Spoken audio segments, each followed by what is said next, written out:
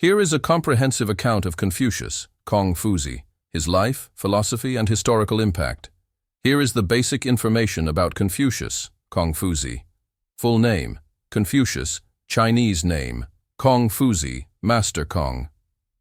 Here is a detailed summary of Confucius's early life and background. Early life and background of Confucius Kong Fuzi 1. Birth and family. Born September 28, 551 BCE. Place, Kufu, in the state of Lu, modern-day Shandong province, northeastern China. Father, Kong, who also known as Shuliang, He, a military officer of noble descent. He was in his 60s when Confucius was born and died when Confucius was around 3 years old. Mother Yan Zhengzai, a younger concubine of humble origins. She raised Confucius alone after her husband's death. Family lineage. The Kong family traced its ancestry to the royal house of the Shang dynasty, giving Confucius a noble heritage. Though his immediate family was poor, social class, and childhood, Confucius belonged to the Shi class, the scholar gentry, a lower aristocracy that served as administrators and warriors. Despite noble blood, he grew up in poverty. His family lost its wealth and prestige by the time he was born. Confucius did not attend an elite school. He was largely self-taught and worked hard to gain knowledge of history, poetry, music, rituals, and ceremonies, moral philosophy free. Early interests and work. As a young man, Confucius held minor government jobs, such as keeper of grain stores, supervisor of public lands and herds. These jobs helped him observe how society functioned and deepened his commitment to reform and moral governance. He married in his late teens or early 20s and is believed to have had at least one son. Kongli. Here is a detailed overview of Confucius's career and teachings. Career and teachings of Confucius Kong Fuzi. Career path. 1. Early career in government. Confucius began working in minor administrative roles in the state of Lu, such as clerk, managing grain stores, supervisor of public fields and livestock. His honesty, efficiency, and wisdom gained him local recognition. He used these roles to study the functioning of society and governance.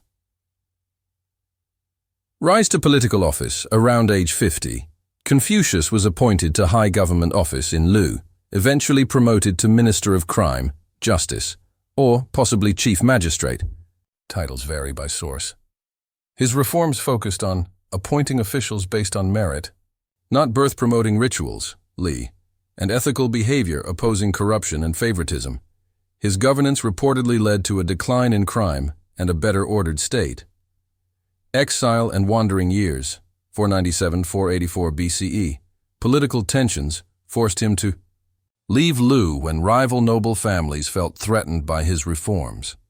He spent 13 to 14 years in exile, traveling across various Chinese states, Wei, Song, Chen, Kai, Chu.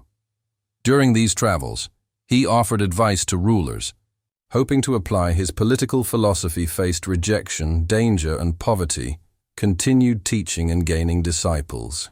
Returned to Lu and final years. In 484 BCE, Confucius returned to Lu, disillusioned with politics. He focused on teaching, editing classical texts, and preparing his students to carry on his philosophy. Died in 479 BCE at the age of about 72. Teachings and philosophy. Confucius developed a system of thought that emphasized ethics, social harmony, and moral leadership. His teachings were later called Confucianism. Here is a detailed explanation of Confucius's political ambitions. Political ambitions of Confucius, Kong Fuzi. Vision for governance. Confucius believed that good government was essential for a harmonious and just society. His political ambition was not personal power, but to reform society through moral leadership. His ideal government, ruled by virtue, de, rather than force or harsh laws. Leaders should act as moral examples, like a father to his family. Officials should be chosen by merit, wisdom, and virtue, not by noble birth. Society should be structured through proper rituals, li, ma, lai, and mutual respect. If the people be led by laws, and uniformity sought to be given them by punishments, they will try to avoid the punishment, but have no sense of shame. If they be led by virtue, they will have the sense of shame, and moreover, become good. Analects 232. Role in the state of Lu around 501 BCE. Confucius rose to a high office in his native state of Lu, possibly as Minister of Crime, Chief Justice, or Assistant to the Prime Minister. Titles vary by source. He introduced reforms aimed at reducing corruption, strengthening central authority over feudal lords, promoting ethical behavior among officials. Impact. His policies reportedly led to a brief period of lawfulness and social order. He earned great respect from the people and was feared by corrupt noble families. Conflict and exile. Confucius's reforms challenged the power of noble clans, especially the three Huan families who held real power in Lu. A neighboring state, Qi, feared Lu's growing strength and sent bribes in the form of dancers and horses to the Duke of Lu. The Duke, distracted by the gifts, neglected state affairs, and Confucius resigned in protest.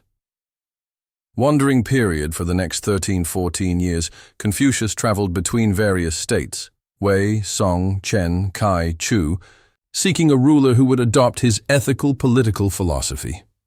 Despite many audiences with kings and ministers, he was repeatedly rejected, ignored, or politely dismissed. Disillusionment and final years. Confucius returned to Lu at around age 67 or 68. He abandoned political ambitions, realizing that rulers were unwilling to reform. Instead, he focused on teaching, writing, and editing ancient texts to shape future generations. If I were given a few more years, I could become a sage, shant Confucius, toward the end of his life. Here is a detailed account of Confucius's period of wandering, c. 497-484 BCE, period of wandering, 497-484 BCE, also known as the years of travel, or exile and diplomatic mission. Period background. Why he left? Confucius left his home state of Lu around 497 BCE after his reform efforts were undermined by court corruption and internal political sabotage.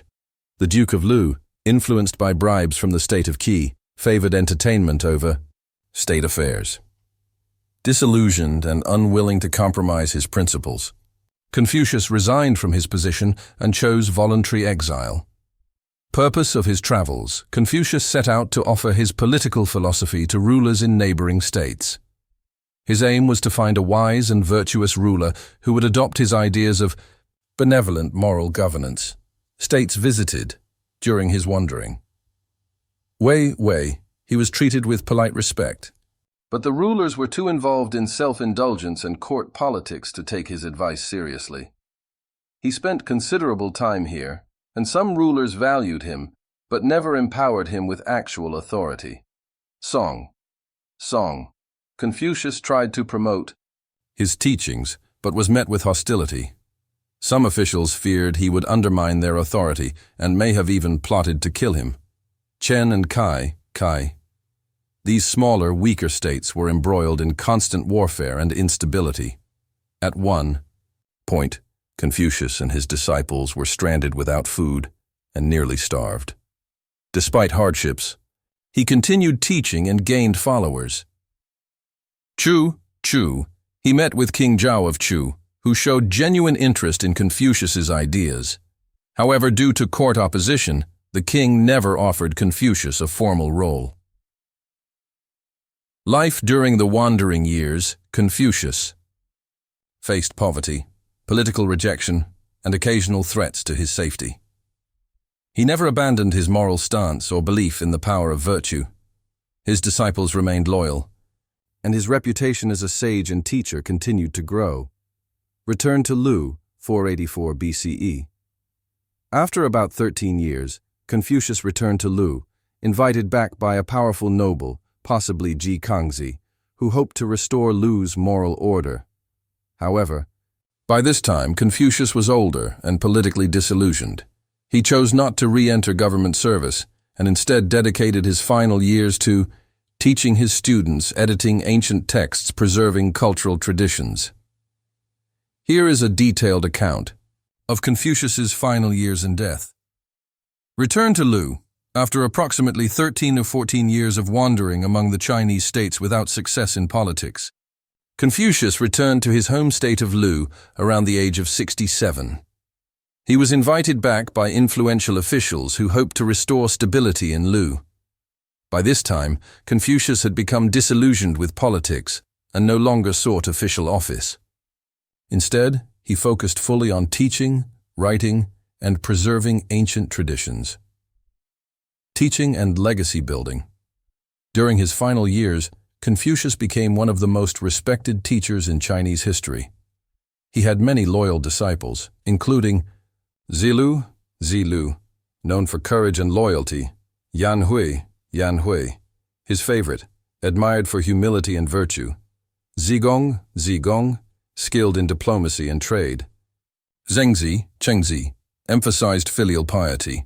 His main activities included teaching over 70 close disciples and hundreds of casual students, promoting the idea that education should be accessible to all who sought virtue, editing and preserving classical texts, including Book of Poetry, Shijing, Book of Documents, Shujing, Book of Rites, Liji, Spring and Autumn Annals, Chunqiu, believed to be compiled by Confucius himself. Personal tragedies. The final years of Confucius's life were marked by personal sorrow. His favorite student Yan Hui died young, which deeply grieved him.